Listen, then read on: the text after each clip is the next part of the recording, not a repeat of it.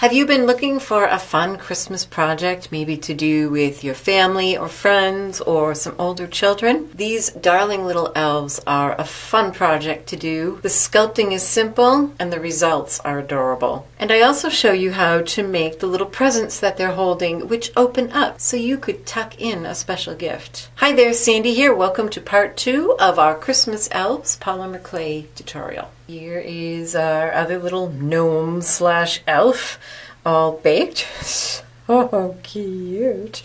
And we have the bottom of the gift.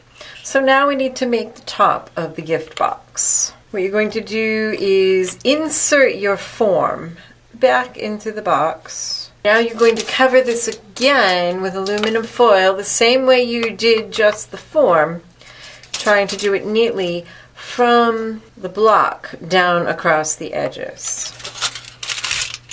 So just the same way. That way we can build our box top right over the box base, and you know it will fit perfectly, just like this one. So here's some more of my clay for the box. I just cut a clean edge, and I'm going to kind of strip somewhere around 1/4 of an inch. That's maybe a good 1/4 of an inch thick. Cut one in square just like we did before. Now this one's a little lumpy because of the polka dots, but that's another good reason why we're building this right on the box itself, so that you know it's going to fit. Because if you tried to do it all mathematically and such and then found out later that, oh, guess what? Yeah, the polka dots made it so it didn't fit. So this is actually a good way of doing it. Oops, smooth that out.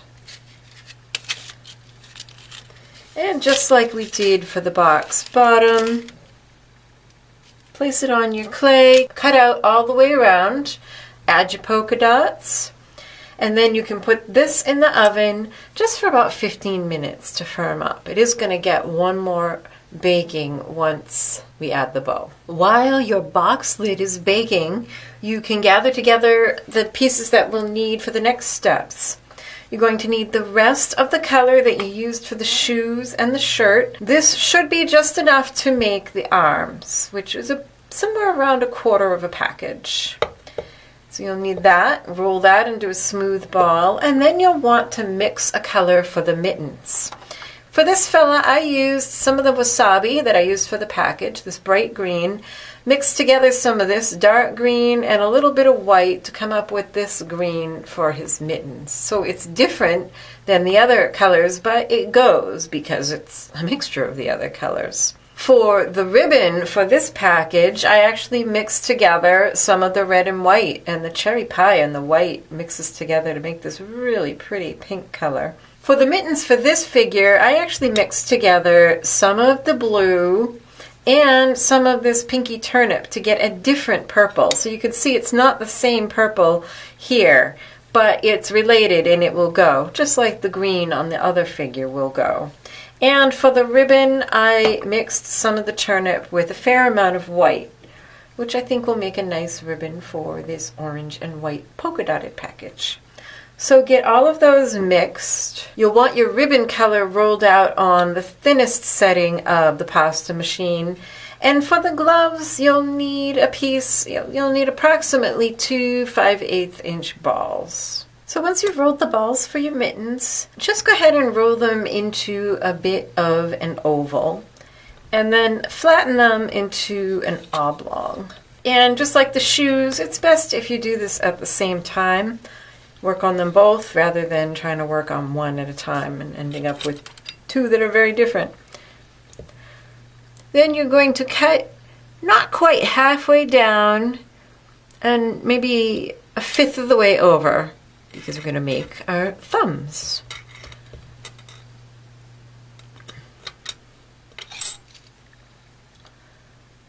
And there you have a thumb. Just pull that out and use your fingers to start softening those cut edges on all sides. You may need a tool to get in there into that crease.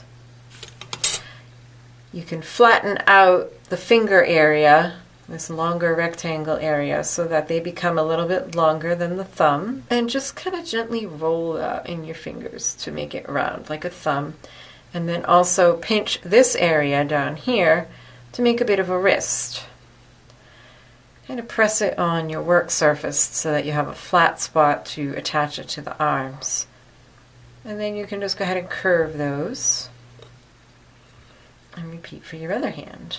Once the mittens are made, you can go ahead and roll out your ball for the arms. You want to roll it out into a snake that is tapered at both ends. This is going to be our two arms, so try to roll this out symmetrically. What you might need to do, if it's not coming out symmetrical, is actually flip it around in your hands. And roll this till it's about 3 inches long. Around these ends, so make sure they're nice and round. Like I said, this is both arms, so you want this to be pretty symmetrical.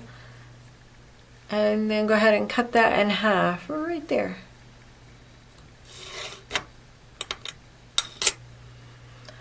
Soften that cut edge. This is going to be the end of the sleeve. Make sure it's flat, that it doesn't end up getting cupped, but just soften it. Just see how much nicer that looks than that. Just a few gentle presses. Up here, go ahead and flatten that just a little. This will be the shoulder.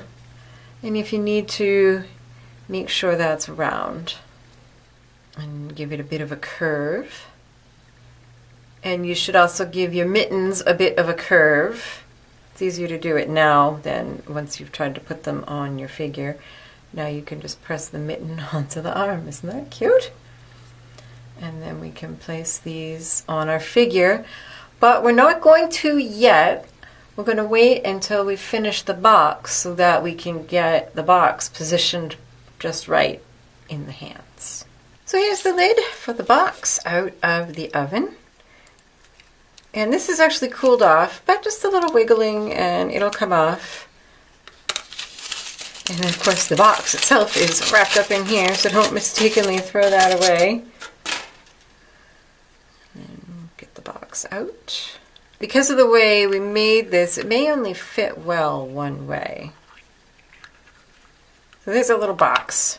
So now we can put the arms on. For that, since we're connecting baked clay to raw clay, we do want to add a little liquid clay just to make sure things stick. Don't add too much, because the problem with these arms, if I had thought of it ahead of time, I might have actually, while this clay wasn't baked, this little blue part for the top of the shirt, I might have put a toothpick through there and let it bake with a hole in it, and then snapped it off with just a little bit sticking out as a support for the arms. I could still drill a hole through and add a wire, but I didn't on the other one and it worked out, so I'm not going to on this one either because I'm lazy. But what I am going to do is just make sure I only put a very thin amount of translucent liquid Sculpey on there. If you put too much, what happens is it gets very slick and then things slide. But if you put a little bit and let it sit, it gets tacky and then holds really well. Correct arms in place, and then you just put that little shoulder right there where it goes. Whatever makes sense on your figure. Now, because my feet are so big, actually, before I do that, let me just check something. What? The hand came off. Okay, so what I want, I'm looking at where the package is, and I want the hands to be just inside the feet. So I actually probably want to put even a little bit more of a bend in those, quote, elbows, just so that the whole assembly is a little bit shorter.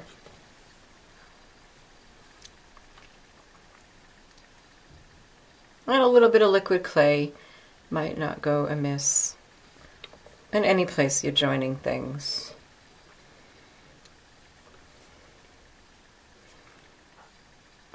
I'm just kind of, there we go. Just making room for the package. And by the way, I just recently realized that I have been terrible this past fall. One of the rewards for patrons is that if you support me at the $5 level or above, you get your name in one of my videos.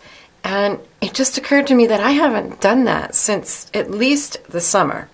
So I'm so sorry. To make it up, I'm just going to thank everyone who has supported me at that level in 2017, just so I don't miss anybody. And if I do miss your name on this list, I'm so sorry. Please let me know. The Patreon interface can be a little tricky to navigate. Now, I think I do want his little mitten here to touch a shoe. Let's see. Pop the... Oh, there we go. That's awesome. Can fit that right in his hands. So I'm going to take a little bit more of the liquid Sculpey and just put it right there to help that stick. Now, if you didn't want to make the present, it is a bit extra work. The figurine actually goes pretty quick without it. You could just add anything you wanted. Maybe that's a little big. If you'd planned ahead, you could have spread the legs a little wider and made some room to have something like this little ornament in your gnome's elves' hands. I just love the idea of a little gift that could actually be opened. And I'm going to press this down a bit and make a spot for it. Now you could glue the box in place, but I think it's a whole lot easier to leave it not glued. So I'm just making an impression on the hands. I kind of want to reveal the buttons, so I'm pressing it down a bit on the mittens. And that way there will be a place for it to go and pop right into once you've baked it. So back to my list of patrons who have supported me for $5 or more in 2017. Many thanks to Hope, Tim, Annika, Judy, Dinah, Manuel, Kathy, Ramona, Susan, Tracy, Dolores, Candy, Kay, Marilyn, Janet, Lynn, and Rosie. You're all awesome, and I thank you so much. I'm guessing you probably do not know how much your support means to me. So here's our little elf. You can see the impressions are all ready to receive the gift, and he's ready to bake. And now all we need to do to finish this project is add a ribbon to the box. As I mentioned, my clay for the ribbon was rolled out on the thinnest setting of the pasta machine, and I just want to cut a couple of strips. And here's a really cool tip for you. If you have 2 rigid clay blades, grab yourself some magnets. I love the neodymium magnets, but mine have disappeared to parts unknown. I gotta get some more because I don't know what happened to them. But look, you can put 2 blades together. This looks like a dangerous object. And now you can easily cut ribbons that exact thickness. I found it's easiest if you don't start on the edge, kind of hold the edge, and then start near the edge, and just cut. And look at that. You've got ribbons. Isn't that awesome? I think it's just the coolest trick. I don't know if I'll use that one. And actually, if I had been smart, if I started with the section closest to me, I could have lined the blade up in the clay and used the previous lines, but I wasn't being smart, obviously. So here are my ribbons. So to add your ribbons, go ahead and put the lid on the box in the way you want it to go. Grab yourself some liquid clay. This one's a little tricky because of the polka dots, but I'm just going to paint a line across the center.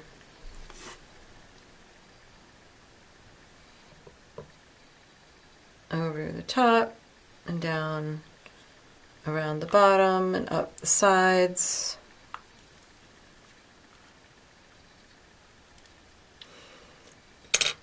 So for the first one, start at the center top. Just put that in the middle because that join will be covered. Just smooth it down over the edge of the lid onto the side, across the bottom, and then up and over, just like that. Trim that. you want it trimmed just up under that lid. There. And repeat to paint a stripe of TLS going in the other direction. And then for this one, start it on the bottom. You don't have to overlap because that just makes it lumpy. Just butt it right up against that other ribbon and bring it up and over the same way.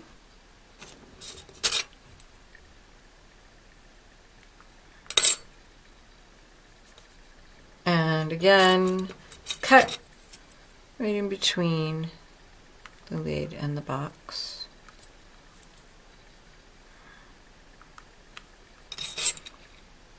Now you can take those apart.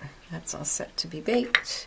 And I'm just going to add the tails, cut it at a diagonal, add a little curve and interest to it.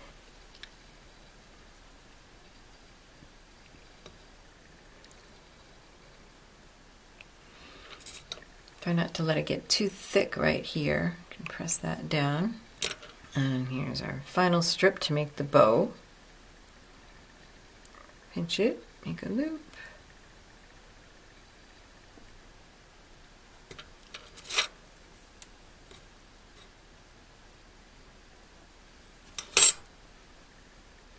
If your loop collapses, a tool like this is great for going in there.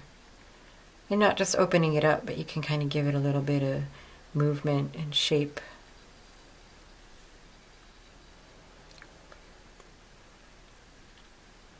Just one more little piece to wrap around the bow.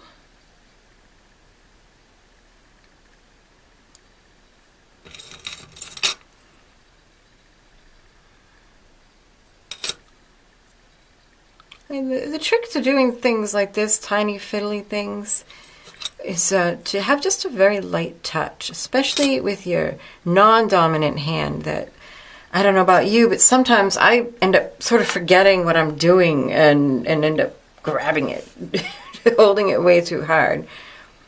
So to have the most success, just pay attention and think about what you're doing. Now it's tricky to get in there. I'm going to grab my needle tool. Just kind of get in there under that knot so I can press that down.